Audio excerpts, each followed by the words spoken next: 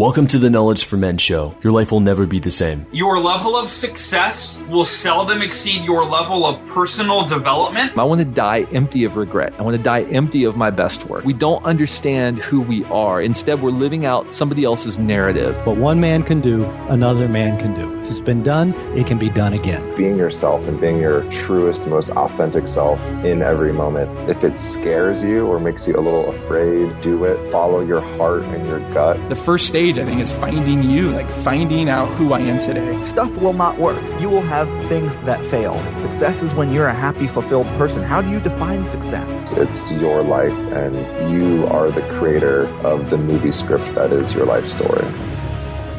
All right, guys, welcome to the show. I'm here with Bedros Keuilian. He's the CEO of Fit Body Bootcamp on the Inc. 5000 as one of the fastest growing companies in 2016. He is considered the fitness industry's leading consultant for business systems and development. Bedros, welcome to the show.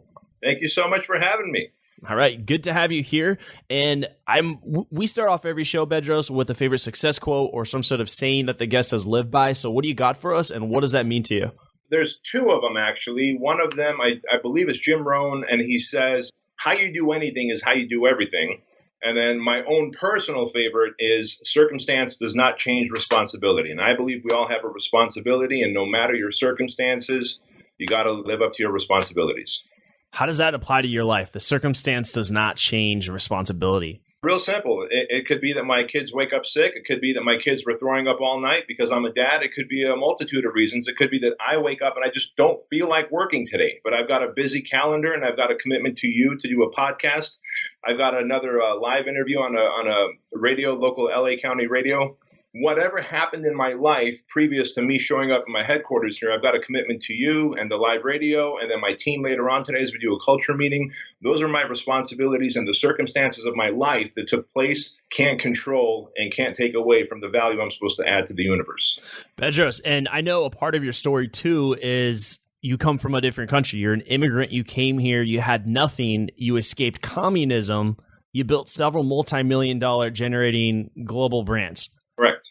Talk a little bit about that story briefly. What was it? Where were you? What was it like in the communist country?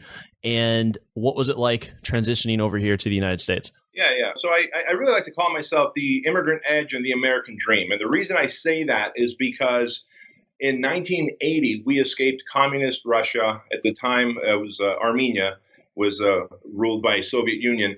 And my dad paid the Russian government, the Soviet government, 25,000 rubles so that we can escape into Italy. And when we escaped, I had no idea where we were going. I was 6 years old. I was the baby of the family. My older brother was 14. My sister was 16, 17. And so all I knew is I was with my mom and dad and my family. So everything was great. But within a 2-week period, we had nothing. We went to Italy. Once we entered Italy, we went to the American consul and said, hey, we're political refugees. My dad was a member of the Communist Party, and he denounced communism. And we legally entered the United States on June 16th, 1980.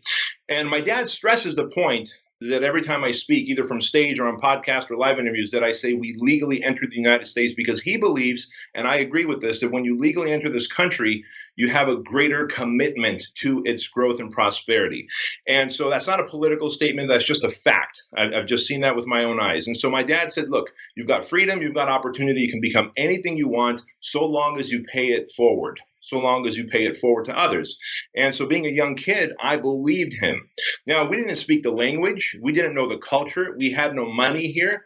I was dumpster diving. My dad would push me into dumpsters, pick me up and lift me up and put me in the dumpsters behind grocery stores. And we would eat food that was expired but hadn't gone bad, or cheese and bread that was maybe moldy that my mom would pick off, and then we would eat this food. But we were so ecstatic that we were in a country that gave us opportunity and freedom to do whatever we wanted. And so it wasn't until that this mindset of you have opportunity, and when you don't have resources, you can be resourceful. Let me give you an example. My dad worked 3 jobs. He was a newspaper delivery dude. He pumped gas at a gas station, and he was he washed dishes and stuff in a pizzeria. Okay. And my point is, you can't do all that in a communist country. They tell you when you work, how much you can make, and that's it. So while my dad can go and be a stockbroker to earn all this money, he knew that as long as he traded his time for dollars and he gave maximum time in exchange for those dollars, he could make money faster. And so that's a great example of when you don't have resources, you can be resourceful. And he was, and just like when he would throw me into the dumpsters and I'd get food out. How old are you doing that? And how long did that last for, going through the dumpsters?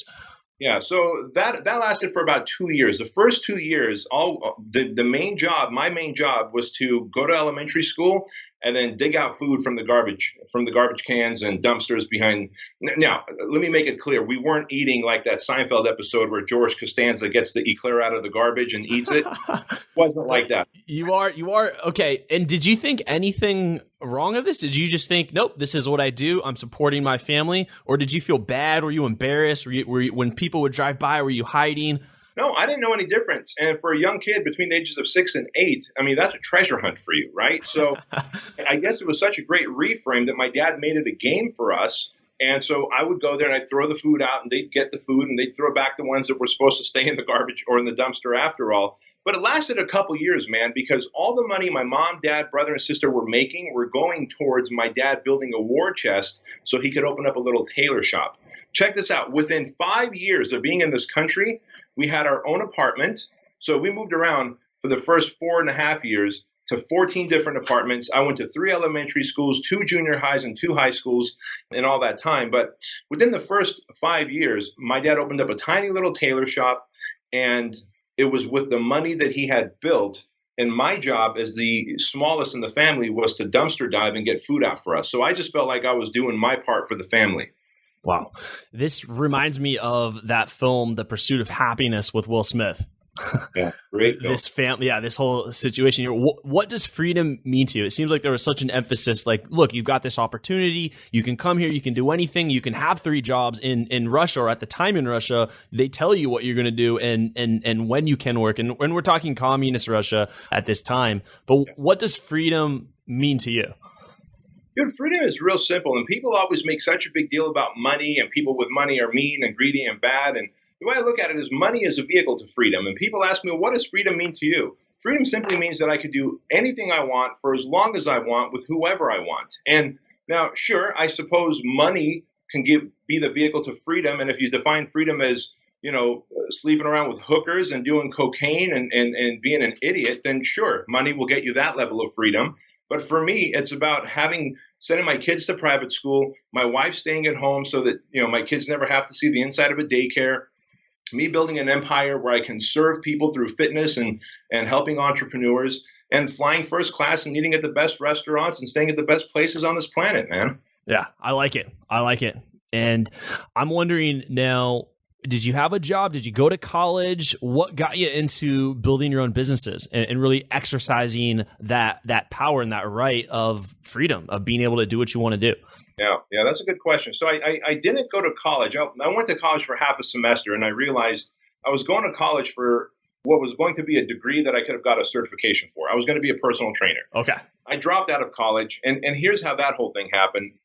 The plan was for me to go to prom in high school. All I wanted to do was go to prom senior year. And I knew the only way that was going to happen is if I lost some weight, because I wanted to ask out one particular girl, right? Her name is. All right. Anyway, long story short, Okay. The summer before senior year, I worked out like a machine, ate right, read all the muscle magazines, lost 35 pounds of fat, come back to school, and I'm a different guy. The fact that I lost all that weight and was like bit by the fitness bug changed my trajectory in life forever, because even though I didn't go to prom, I didn't ask out Nakaya, I just didn't have the balls to do it. Oh, man. What ended up happening, however, is I knew that I wanted to help others in this space. I wanted to help people who were out of shape, low confidence, low self-esteem, unhealthy, transform their lives. And so that really put me on this path to being an entrepreneur, personal trainer.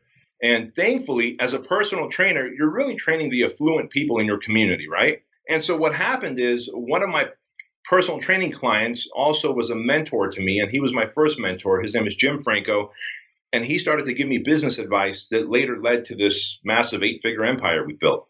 Wow. And so that was the aha moment, was when you transformed your own life and you thought, wow, what a skill set. Now I want to pass this on and help others. And then you met a mentor. It seems like it's following that hero's journey story, who was able to help you get started and dive into entrepreneurship and building your own business. What would you, this is, I think this, personal training and the fitness industry, I think people love it. I think people want to be a part of it. I think people want to help other people. And I think when there's low barrier to entry, I think that it creates a large number of people who want to do exactly what you do. And so you've helped a number of people become successful in this space. What are you seeing as some of the key habits that allow someone to succeed versus someone else who is extremely passionate and skilled at fitness, but don't succeed professionally? That's a really good point. And just to kind of back up what I'm about to say, to date, I've helped over 43,000 fitness business owners scale their business in some sense or another, right? Like I have 43,000 paid customers. And so that's a big cross section of people to be able to work with. Yeah. And what I found is the people, and this goes back to that very first quote that I told you, which is how you do anything is how you do everything. Right. The personal trainers, and by the way, you can just replace personal trainer with the dentist, the chiropractor. Right. Yeah. But the technician, the better technician they are, the better entrepreneur they can become. The reason is, if you're a mediocre personal trainer, if you're a trainer who's got 10, 15, 20, 30 pounds to lose, if you're a personal trainer that trains everybody the same way, male, female, young, old, injured or not, then odds are you're one of those trainers who give the industry a bad name. Right? And there's dentists like that, chiropractors like that, financial advisors that way. Those are people who are also going to take that same mediocre mindset and apply it to their business. They'll have no systems, they'll be poor leaders, and they will have zero team loyalty. On the flip side, trainers, dude, who had the knowledge, the wisdom to look at you and understand your body and how you need motivation and what kind of accountability and support you need and give you that precise type of training, those are the ones that I loved working with, because I could just say, hey, look, you're a coach, you know how to coach people. Now I'm going to coach you into being an entrepreneur. And they just took to it so quickly and made me look like a badass coach, when in reality, they're gifted, and I just had to exploit that gift in a different vertical. Right. And what do you see as someone who is very good at, like, they're a good technician, but they are unable to translate that into business? Like, what skill sets do you think that they're lacking, or just habits that they're lacking? What is it? Yeah. So one, scalability, right? Because if you're a one-person show, you're a great technician. You're good at what you do. If you want to make a bigger impact in whatever community industry, you have to be able to scale. So that means, one, leadership. Scalability is really encompassed by leader. Are you going to be a great leader? If you're going to be a great leader, you're going to have a team who's going to want to work with you. If you have a team, did you build a culture where they want to be part of your mission? Or are they just haphazardly and almost in an adversarial way taking orders from you, but not really doing it all the way? So leadership is one, scalability is another, and of course, building a team. If you don't have a team, or you've got a team who's not quite on the same page, dude, you are screwed. You're just never going to achieve that thing. And so those are the three big factors that I teach great technicians. And once they can kind of glom onto that, accept it, and know that they have to be great leaders, they have to rely on scale, and they need a team who believes in their vision, they just grow. Sky's the limit. Okay. And so with leadership, are leaders born, or can leaders be built? Certainly leaders are born. We can't argue that. There's great leaders who are just organically driven. They're, for lack of a better term, I don't want the term alpha has been so bastardized. Yeah. But the alpha leaders that you want to get behind. They're these natural generals that we have, in the military, let's say. But great leadership can also be taught and trained. Because there's elements to great leadership. And so, no, great leaders aren't just born. They can be trained. Now, this goes back to people who have great genetics. They're going to be superior athletes. But those who have work ethic, better work ethic than genetics, can always out-train that guy who's got the genetics but doesn't have the work ethic. Yeah. Knowing what you now know today, you have a big team, you've hired, you've let go, you've learned a lot about leadership. What would you tell yourself about leadership when you were first getting started? Let's say you made your first hire and you could call yourself like kind of Who Wants to Be a Millionaire? You can call in on yourself. What would you tell yourself about leadership and how to really be a more effective leader that people want to follow? Dude, that's a great question. The number one thing I would tell my former self is lead from the front. In other words, practice what you preach. So if I want my team to be in here 8 o'clock in the morning, be super responsive, I always say do money tasks first, support tasks second, because we can't support our clients and customers and franchisees and coaching clients if we don't do the money tasks first, the selling, the marketing, and taking collections of revenue, right? Of course, I would say that, but I wouldn't do it from my perspective. I'd wake up late, and this is a true story. I would wake up late. I would always feel overwhelmed. I would always be behind the 8 ball. This was like 6-7 years ago, man. And I would drive up to my headquarters, and I would start feeling anxiety setting in because I didn't know which angle the problems were going to come from. These days, I plan the night before. In fact, today on my Facebook page, on my personal profile, I put up my schedule, and I'm so structured and regimented from 5 a.m. all the way to 7 p.m.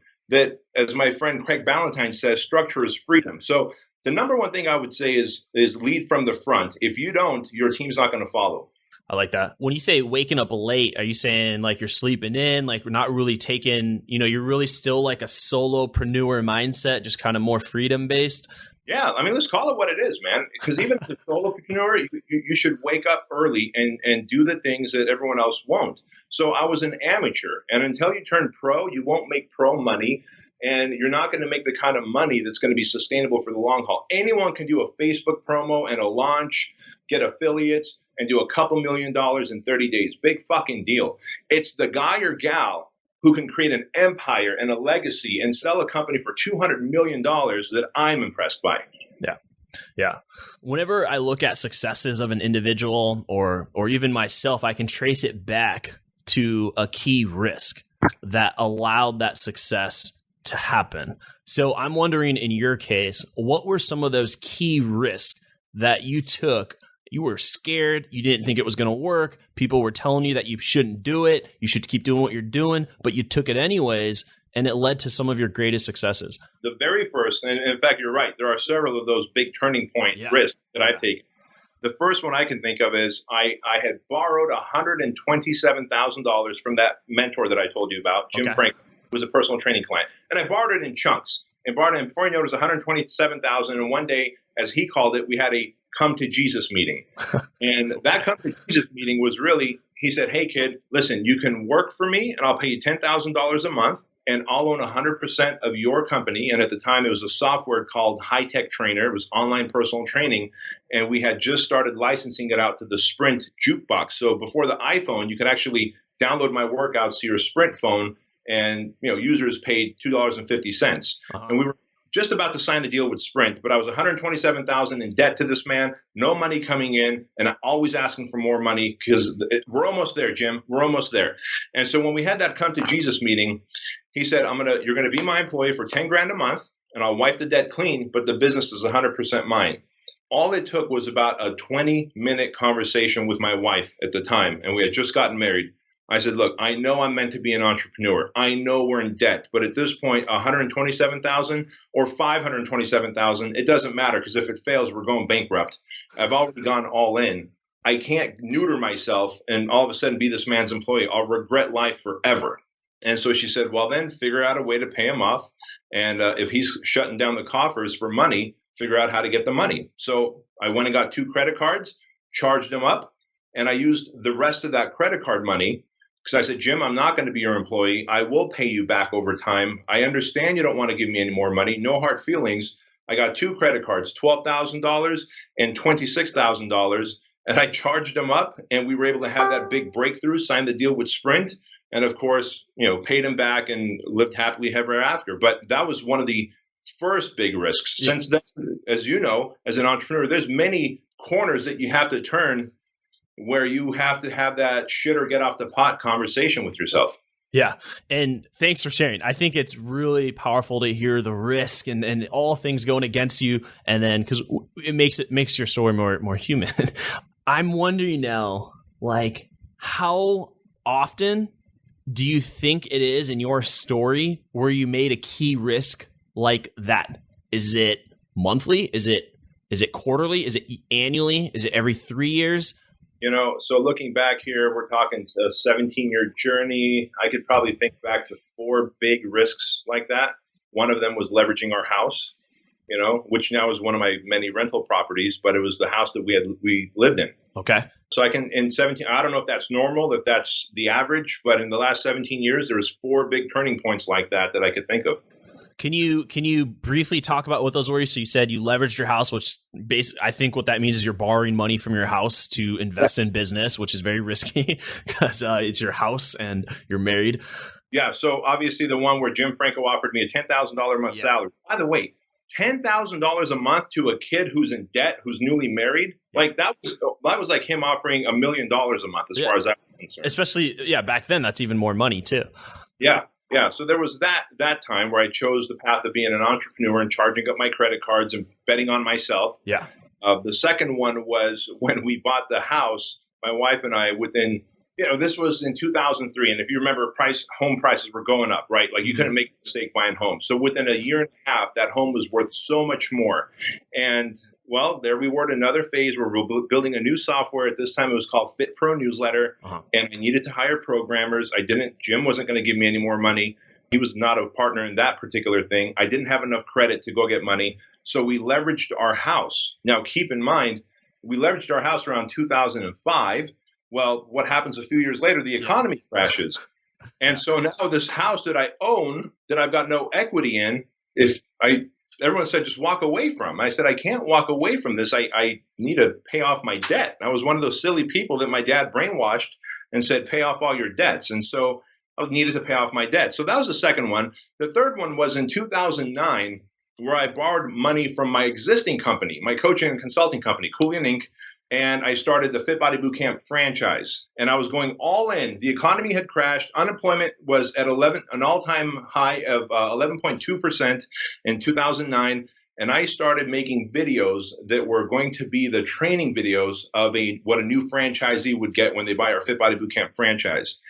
And about a third of the way through the first day of filming, the videographer on the other side of the camera goes, when we were taking a break, he says, "What are you doing?" I go, "What do you mean? We're making a video. I'm creating this franchise. I'm borrowing money from myself because no bank is letting me borrow money right now. This is it. It's do or die." So that was a big thing for me. And he goes, "Who's going to buy a franchise from you right now? Like the economy's crashed, unemployment's through the roof." He goes, and I said, "Listen, the money didn't go away. It just exchanged hands. And my job is to find out who's got the money and sell them my franchise." And he looked at me and he goes, "You know what, dude? You're the immigrant edge. Like no matter what happens, you've got this immigrant edge." So I have to give credit to Rob Yeager, my videographer, who created that immigrant edge term. It wasn't me, it was him. But that was the third time. And the fourth time was, probably about, are you ready for this? 6 months ago? How about that? Okay. You're like, currently. Let me be fully transparent with you. The building that I'm in here right now we won't be here in 2 weeks. We just bought a $4 million building. And by the way, I should tell you, before buying that $4 million building, it's being renovated right now. We'll be moving in 2 weeks. But before buying that, I bought it because I'm renting this building. And we got 35 people in here. We're just crammed in like sardines. So we got a massive building that we bought. But before we bought that building, I had bought one that was bigger than this rental, but much smaller than the one we bought. But it was in the wrong side of town. I was being cheap. I was being frugal. I paid $1.1 million because it felt safe. So now I've got $1.1 million in a building in the wrong side of the town that now I'm trying to put up for rent. I've got money buried in there. Yeah. And I bought a $4 million building that we're renovating for another $700,000. And so the reality is, and everyone around me, and even Tony Robbins just put out a book saying the economy's destined to crash again. It's about that time. It's ripe to crash. Listen, I don't care. I've got the immigrant edge. When I don't have the resources, I'll be resourceful. I'm not going to sell that other building. I'm going to look at it as a rental property now. So I'm going to rent it out and I'm going to let my money sit in there. But I'm taking that risk right now as I keep pumping out more marketing dollars to grow our franchise because we're going to get on the Inc. 500 list from the Inc. 5000 list. And so People are like, so now you're happy-go-lucky, right? I go, no, I'm always taking risks because the moment I don't, I look at it as someone else is hungrier behind me and they're going to come take it away from me. And there it is, key risks that have led you to where you are. But I think more importantly, it's how you, going back to your original quote, how you respond. Like the circumstance does not change your responsibility. It's really you who is creating and shaping the opportunity through each of these key risks that you're constantly taking. And I think it is making you who you are, and it's inspiring so many people right now who have listened to your show. But I got to go back to something. You said you've helped and transformed 43,000 business owners, and my hat's off to you for that. I mean, that's an incredible feat. Just to change 100 or 1,000, that's someone's life's work, and you're still going at 43,000. I'm my hat's off to you. But what I want. Do you want to hear a funny story about that real quick? Okay, go ahead. I didn't even know how many people we had served. I knew it was over 5,000 or 10,000, but I didn't know how many people had purchased coaching, franchising products from me at various different things, right? Seminars, workshops, masterminds. Right. And of course, I told my marketing guys who are just on the other side of this wall here, I said, hey, let's upload our customer list and client list to Facebook and chase them, right? Market to them further. They're the most likely people. And so just out of curiosity, I was walking by, I go, so how many people did we upload? How many email addresses did we upload that are customers that we can chase? They go, just over 43,000. I was like, holy crap. I had no idea because I've fallen in love with the work. And so the number is irrelevant to me. I love it. And my building on that is what drives you, because this is already a massive success here, and you're still going strong. What is driving you? What is your why? My why is simple, man. I was a fat kid and a broke kid. I was a fat kid and a broke kid, and that's a pretty bad combination. And so look at what I do now. I help the fitness industry by helping fitness people grow their businesses. I'm able to help the people in their communities who will never meet me get fit, build their self-esteem and confidence. So, and as a broke kid, I'm helping people build businesses that improve people's lives. So I'm fixing the two big problems that I had in my life. So this is therapy. That's my why. And, when people go, well, when's enough? I go, never, because I still see myself sometimes as that fat, broke kid. And so the more people I help transform their businesses and through them transform lives, there's this immense feeling of satisfaction that I get that I can't get anywhere else. I love it. If you can make an impact and income doing something, I think you're on the right track. Now, with this and your constant drive to continue to grow and help more people comes, I'm sure, a lot of stress. I'm wondering, how do you handle the life balance? Do you believe in work-life balance? What do you do to stay level? What do you do to keep going and be happy? Yeah, that's a good question. So I used to tell, this is funny, we evolve as even as coaches, right? I used to tell my clients, there is no such thing as work-life balance. You're either all in or you're all out, and that's that. But as it turns out, there is, and balance. Is there a reason of how you turned out? Like you said, as it turns out, was there a moment when you realized that this is important? Yeah, when I was 38, so 4 years ago, and I thought I was having a heart attack in my guest house. And as it turns out, I'd never had an anxiety attack before. So I'm in my guest house. The night before, I was playing drums. I play the drums. In fact, I got 2 pens here that are like drumsticks that I play around with. Okay. One of my team members got me. But I play the drums for many, many years. And my son plays the guitar. So we were up there. I'd left my shoes in the guest house. The next morning, I go upstairs to the guest house. This was just 4 years ago. And I bend over to pick up my shoes. And I guess what it feels like a heart attack. My throat's closing up, tunnel vision, my heart's racing, my arm's starting to get numb. And I don't know what's going on. And all I can think is, I can't believe I'm 38 years old and I'm going to die of a heart attack right here and now. And so I just wanted to throw myself out the door and down the staircase so that if my wife and kids find me, they can find me sooner than later and hopefully save me, right? As I went outside on the deck before going down the staircase, just a fresh air or something just kind of slapped me back to sanity. And I was able to catch my breath and felt okay.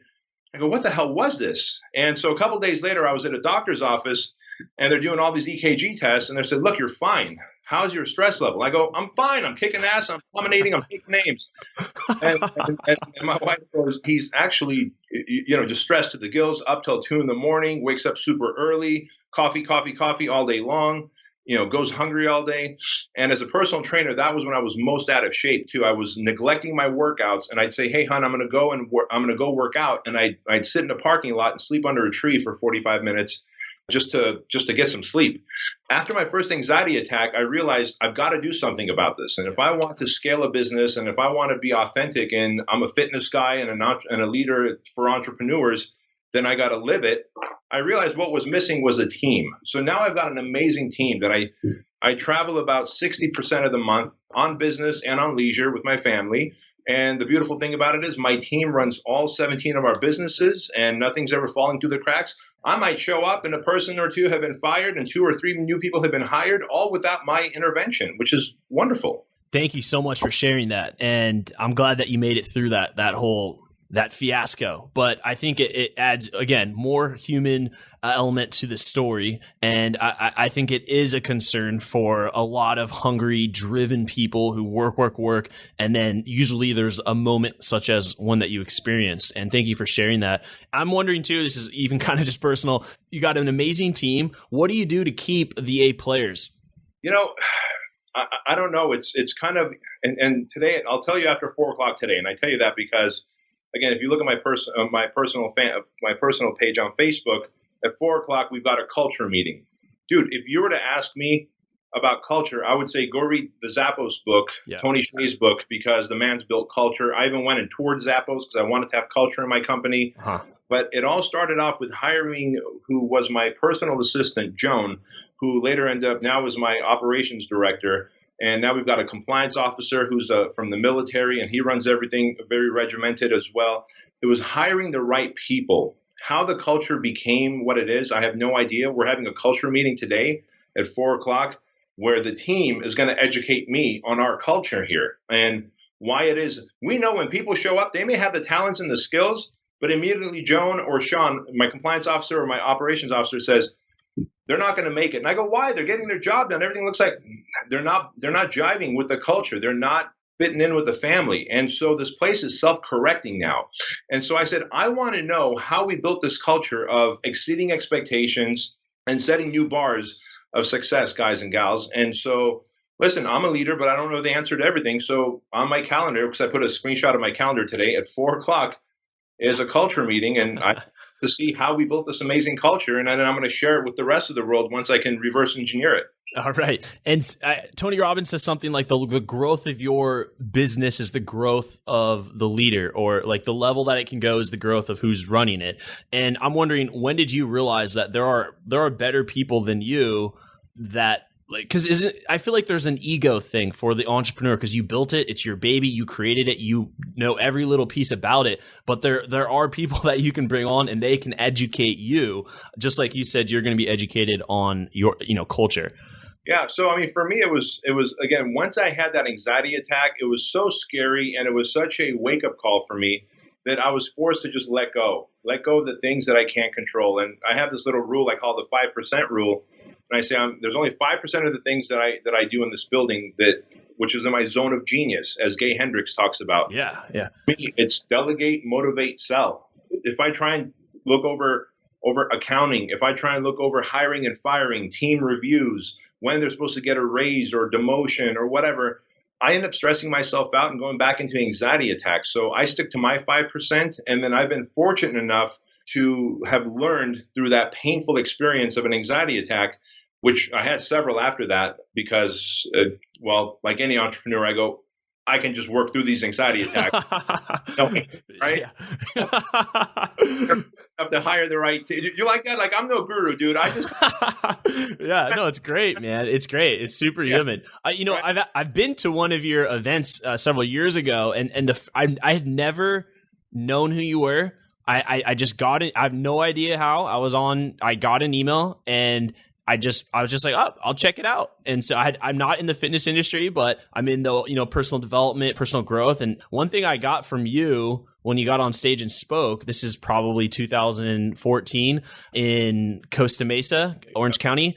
And you said, not what you said, but your demeanor was that this is something that you can do. This is simple. You make it harder. Let's get to work. That was what I got from you just by noticing your presence. Is you make it seem realistic and simple for someone to do, for some, this whole idea of building a business. You got a really compelling story. You shared it and it touched me. And I think I think even the audience as they're listening is like, wow, look at this guy talking. It just sounds real. It sounds like I can go and do this now. Well, that means a lot, dude, because again, if a foreigner who is English is a second language for can do this, I truly believe anybody can. There's nothing magical about me other than I just don't quit. And I when I don't have the resources, or when I didn't have the resources, I went and got resourceful. And if people would just not quit and get resourceful, that is it. You're destined to be successful if you don't quit. Really powerful. I'm loving this interview here. I want to take you into the knowledge round, ask you a few rapid fire questions, and we'll be out of here. So the first question I have for you, Bedros, is what advice would you give to someone who is feeling really lost and, let's say, unsure of their purpose? Yes, if someone is unsure of their purpose and feeling lost, all they have to do is ask themselves, what would I do for free for society if someone else paid for my bills and housing and overhead? Whatever that first thing is that comes to mind, just go out and do it. Even if that's not your ultimate purpose, it's still closer to what it is than anything else. And most people try and sit there and think about it, figure it out. Just what would you do for free if I paid for all your bills? If it's I'd go make sandwiches in the soup kitchen, go do it, because that might lead to you opening up a better soup kitchen and making, being the Elon Musk of the world, where he took automotive industry and turned it on its ear. Yeah. So there's homeless shelters that need to be evolved and turned on its ear. And that person might be the person who does that. Yeah, absolutely. What do you think is holding most men back from becoming stronger, grounded men? What's holding most men back from being stronger, grounded men is the lack of leadership and fatherhood in their lives. The fathers in their lives were pussies, number one, and I say this with love and respect, or they were absent. And so we need to go back to being modern day knights. I'm raising my son to open doors for women. Every now and again, a woman will say, I got that. I don't need your help. That's fine. I go, son, keep opening her door, buddy. Keep opening her door. I was driving through a parking lot one time. A lady was trying to change her tire. I said, ma'am, can I help you change that? No, I got it. All right, no problem. I'll keep asking them anyway. We need modern day knights. We need men to be men. And the reality is that fathers need to step up and be men again. I like it. And what have been 3 of your most influential books that have helped you on your journey? 3 of my most influential books in my journey. Number 1 was I don't have it here behind me. Napoleon Hill's book, where he talks to the devil. Outwitting the Devil? Outwitting the Devil, for sure. Number 1. And anyone who's heavily religious, be forewarned when you read that. It might change your perspective on religion. Outwitting the Devil, Napoleon Hill, number 1. Number 2, Zig Ziglar's book, I think it was 101 Ways to Sell. Okay. Zig Ziglar's book. Number 3 was Maxwell Maltz's Psycho-Cybernetics, because to see how our inner self-esteem, how it affects our outer actions was huge for me, because I had a pretty traumatic past as a childhood. Yeah. And the lens that I put on and I looked at the world through was way different than the reality that I was seeing. Yeah. I think Psycho-Cybernetics is perhaps one of the most underrated personal development books. I don't hear a lot of people talk about it, but it is an extremely powerful book. Check it out, guys listening. And now this is a scenario for you, Bedros. Imagine you had 60 seconds with 25-year-old Bedros. If you can envision where he's at personally and professionally, relationships, and knowing what you now know today, what would you tell him to do? What would you tell him not to do? Lean into the size of your comfort zone. Always do the right thing no matter what, even when no one's watching. And that's it. That's it. Take more risks and do the right thing no matter what.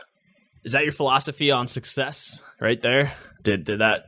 Yeah. There's a lot of times, man. Listen, just recently I had my fitness business summit, the one you came to. Yeah. I had it again in San Diego. We had 1,000 people. A couple signed up, and it's $2,400 a month for 12 months. It ain't cheap to coach with me. We had almost 70 people signed up for this thing. Anyway, they sent an email 2 weeks later and said, hey, you know what? It wasn't time for us. We don't want to do this. Just keep the 2,400. Can you cut us loose? And my assistant said, sure, no problem. When I got wind of it, I said, give them their 2,400 back. Like, they were even okay with it, but give them their 2,400 back because I want to win them back as customers later. And I don't want any one single person out there to go out there and say, you know what, we had cold feet, we had buyer's remorse, and he kept the money. If these people needed that money more than I do, give them their fucking money back. And so it's doing the right thing when even no one else is looking. I've never been sued. In 17 years, I've never been sued, and I've never sued anyone. And people go, dude, you must have been in a lot of lawsuits, huh, with all these trademarks and no, zero. And it's because I always attempt to do the right thing, even though it may not look like the right thing from people watching from the outside in. Yeah, I think there's a lot of power in that. So when you have scenarios like that where someone is really upset or irate, or I'm sure you've had a lot of upset or challenging clients, what is your strategy? How do you train your team to diffuse and ensure it's a win-win for the client and for your team? Yeah, we call it actually, you know what? I think I'm starting to reverse engineer the whole culture thing right here and now. All right, there it is. We have something in here that we call policy and procedure. Okay. So like if you're the client, we would say, Andrew, the PT business course has a 12-month unconditional money back guarantee. Here you are asking for your money back 16 months later. That's our policy. I'm sorry. And then you come back and go, no, I've never opened it. It's still shrink wrapped. I want my money back because I'm not even a trainer anymore. So we explain our policy to you one time. If you still have an issue and you have indigestion about it, then the procedure is make the man happy. And so we give you your money back and say, keep the product because it'll cost us more money to get the product shipped to us anyway. All right. There it is. And for Bedros, this has been a powerful interview, and I'm honored to be able to speak here with you, learn more about your story. I appreciate your vulnerability, and I think it adds so much more human character to the lessons that you share. I think it makes the lessons more powerful when we learn your story. It adds more oomph to it. And for the audience listening, I mean, man, there are so many places to go, but ptpower.com, Keuilian.com, KEUILIAN.com, Bedros Keuilian on YouTube. If you just Google his name, it'll take you straight to his channel. But honestly, go to Google and type in Bedros Keuilian, and there's a plethora of great resources that Bedros has put out. Additionally, man, Bedros, do you have a book coming out? I feel like you've just got a good story and lessons. Yeah. In fact, I do, man. So after 17 years, I've taken a lot of bumps and bruises, and I've learned a lot about scaling multiple businesses and helping coaching clients do the same. And so I'm in the process of writing a book. Thankfully, Ben Bella is my publisher. They're the company that wrote the China study or published the China study. Great book. Ben Bella is my publisher. The book is called Man Up, Cut Your Bullshit and Dominate Your Path.